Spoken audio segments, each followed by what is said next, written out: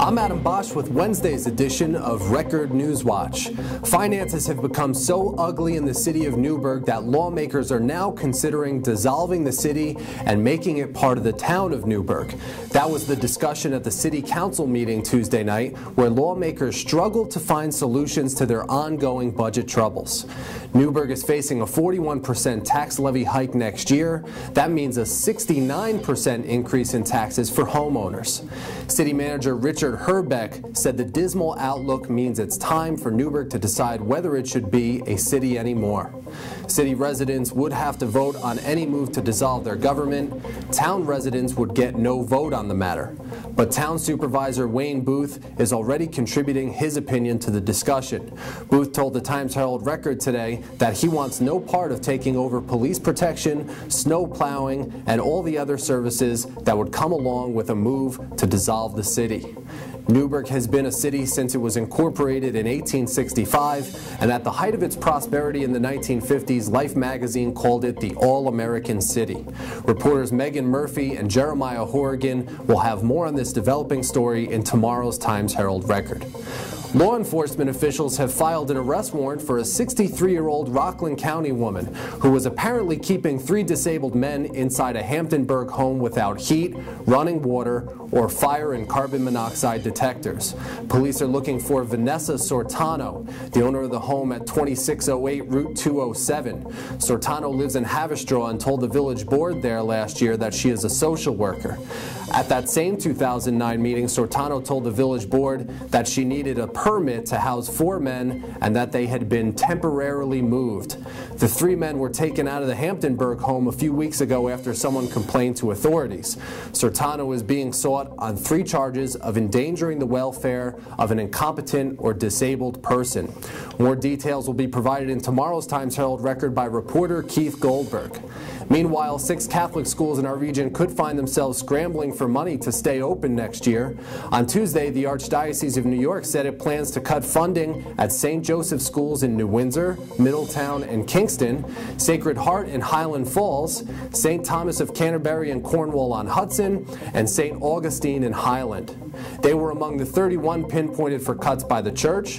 The Archdiocese pinned the move on declining enrollment and rising costs.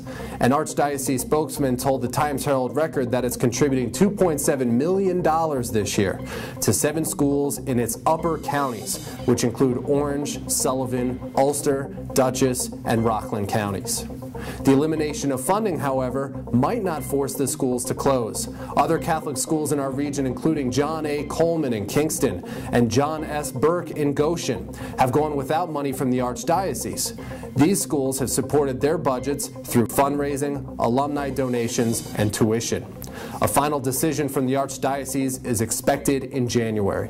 Reporter Mike Randall will have continuing coverage of this story tomorrow. The eastbound Interstate 84 exit ramp at Montgomery was closed for more than 2 hours Wednesday morning. A garbage truck flipped on the exit ramp when its driver downshifted, missed a gear, and struck the guardrail. Driver Robert Laws, 49, suffered a shoulder injury and was taken by ambulance to an area hospital. Along with preventing cars from exiting, the accident heaped a load of garbage along the roadside. Police said no tickets were issued. The widow of a fallen soldier from Chester has written a book about her husband's 2005 death and the military investigation that followed. Barbara Allen has written a book called Front Toward Enemy. The book recounts the killing of her husband, First Lieutenant Lou Allen, and his comrade, Captain Phil Esposito of Suffern.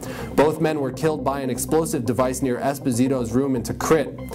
One of their fellow soldiers, Staff Sergeant Alberto B. Martinez of Troy, was charged with their killing, but was ultimately acquitted 3 years later by a military jury. Barbara Allen's book tells the story of the investigation, the trial, and the aftermath through her eyes. The book is already for sale at unconventionalenemy.com and amazon.com. Election season isn't finished yet. The race for the 100th Assembly District in New York is still undecided, but the picture is beginning to sharpen. Only 20 votes separated Democrat incumbent Frank Skartatos and Republican challenger Tom Kerwin.